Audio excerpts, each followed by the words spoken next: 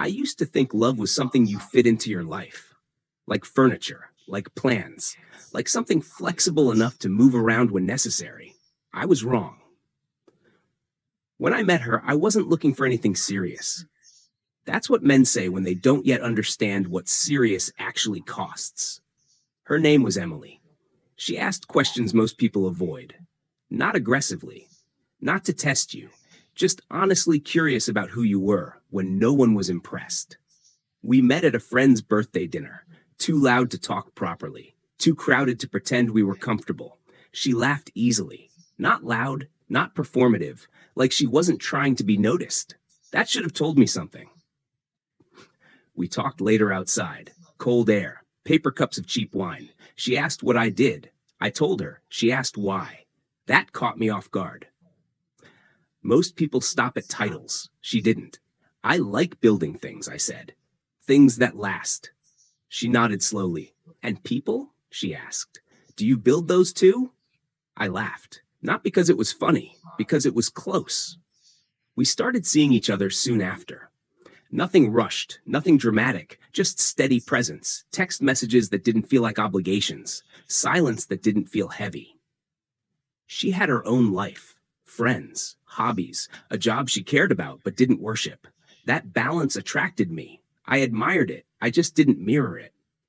My world revolved around forward motion, goals, milestones, next steps. Emily existed within that motion, not alongside it. That distinction mattered more than I understood.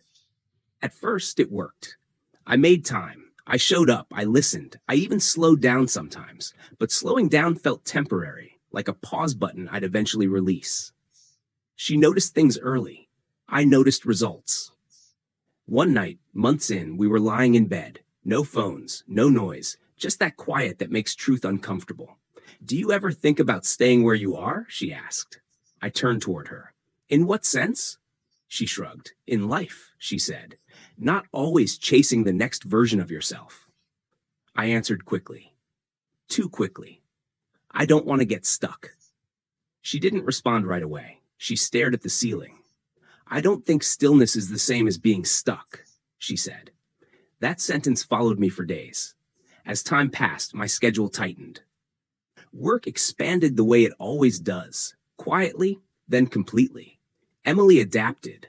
At first, she moved dinners, adjusted plans, learned my patterns better than I learned hers. That should have concerned me. Instead, I called it compatibility. There were moments, small ones, easy to dismiss. She'd stop mid-sentence sometimes, like she'd reconsidered whether the thought was worth finishing. She stopped inviting me to things that mattered to her. Not out of anger, out of expectation management. You don't have to come, she'd say. I know you're busy. She said it kindly. That was the problem. One evening, she asked if we could plan a weekend away. Nothing extravagant, just 2 days. No laptops, no distractions. Not this month, I said. Things are intense right now. She nodded. How about next? I don't know yet. That answer did more damage than a no ever could. Weeks passed, then months. We still said, I love you. But it started sounding like punctuation. Automatic, unexamined. One night, she cooked dinner. Candles lit, music low. I almost missed the intention. She talked slowly, carefully, like someone choosing words they'd already practiced alone. I don't feel like I'm walking beside you anymore, she said. I feel like I'm trailing behind. I reached for logic, schedules, pressure, timing, all my usual shields. I'm doing this for our future, I said. She looked at me then, really looked. And where am I in that future? She asked. I didn't have an answer, not a real one. She didn't cry. She didn't raise her voice. She just waited. That silence was an invitation and a test. I just need time, I said, to get things in place. Her shoulders dropped slightly, not in relief, in recognition. I've been giving you time, she said. I just don't know how much of myself I have left to give with it. That was the first moment I felt fear, real fear, not of losing her, of what slowing down might require of me. She stayed that night, but something fundamental shifted. In the days that followed, I tried, in small, controlled ways, more texts, shorter workdays sometimes, presents with an expiration date. She noticed. She always noticed. But effort that arrives late feels different, heavy, reactive. One evening, she said something quietly, almost to herself. I think you love the idea of us more than the reality of me. That sentence didn't leave a mark immediately. It sank in slowly, like water through cracks. I told myself we were fine, that every relationship goes through phases, that love isn't supposed to be effortless. What I didn't realize then was that love isn't supposed to feel optional either. The night everything finally surfaced didn't come with shouting, it came with clarity. And that clarity didn't belong to me. She sat across from me at the table, hands folded, voice steady. I need to know something, she said. Are you building a life that includes me, or am I just someone standing nearby while you build it? I opened my mouth, ready to reassure, ready to promise, ready to say the right thing. And that's when I realized something terrifying. Her question was heavier than I expected, not uncomfortable, revealing. I looked at her and realized something I hadn't allowed myself to consider before. I wasn't avoiding the answer because I didn't care. I was avoiding it because saying it out loud would force me to see myself clearly. I don't know, I said finally, not softly, honestly. Emily nodded, not in disappointment, in confirmation, like a piece clicking into place. That's what I needed to hear, she said. I felt panic rise. The kind that doesn't shout, the kind that tightens. I love you, I said quickly, as if volume could change meaning. She smiled sadly. I know, she replied, but love isn't the problem. She stood and walked to the window. The city outside kept moving. Lights, cars, people going somewhere specific. I've spent a long time trying to fit into the space you had left, she said. I kept telling myself that once you slowed down, once things settled, I'd matter more. She turned toward me. They never settle, do they? I wanted to argue, to say this was temporary, that things would be different soon, but soon had been my answer for years. I don't want to be an afterthought, she continued, and I don't want to compete with a future that never arrives. I realized then that she wasn't asking me to choose her. She was asking me to choose presence, and I didn't know if I knew how. I think you deserve someone who moves at your pace, I said. It sounded noble. It wasn't. It was surrender disguised as respect. She saw through it immediately. I don't want someone who moves slowly, she said. I want someone who's willing to stop.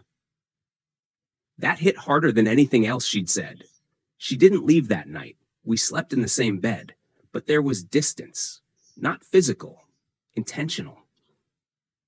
The next weeks felt like borrowed time. We were gentle with each other, careful, as if sudden movement might shatter something fragile. She started making plans, not with me, around me, looking at apartments, researching cities, quiet preparation. I watched her reclaim herself, slowly, deliberately, and instead of anger, I felt admiration and something else, fear. One evening, I came home early. I'd canceled a meeting. I wanted to surprise her, show her I could change. She was sitting at the table, writing, a notebook I hadn't seen before. She looked up, startled, then smiled. Hey, she said. I sat down across from her.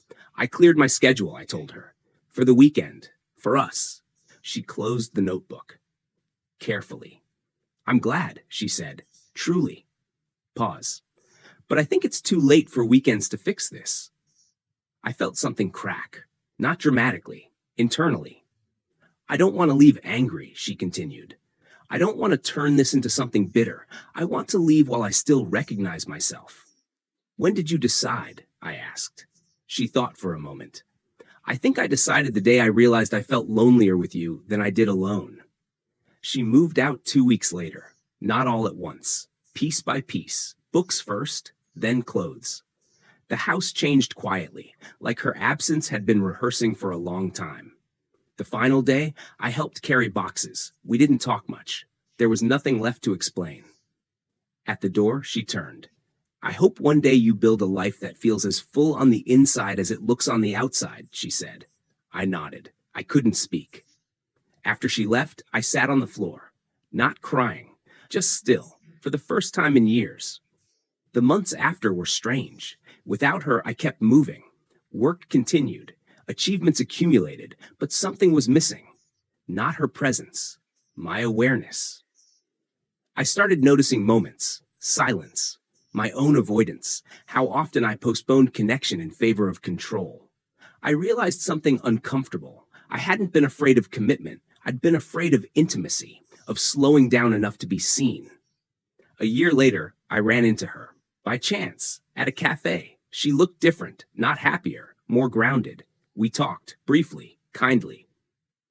I'm glad we ended the way we did, she said. It taught me to trust myself sooner. I nodded. It taught me something too, I replied. She smiled. I hope so. And then she left. Again. But this time, it didn't feel like loss. It felt like clarity. I still build things. That part of me didn't disappear. But now I ask myself different questions. Who is this for? Who am I present with? What am I postponing under the illusion of progress? Because I learned something the hard way. A life you're always building is a life you're never actually living. And love doesn't wait forever. Not because it's impatient, but because it deserves to be lived in real time.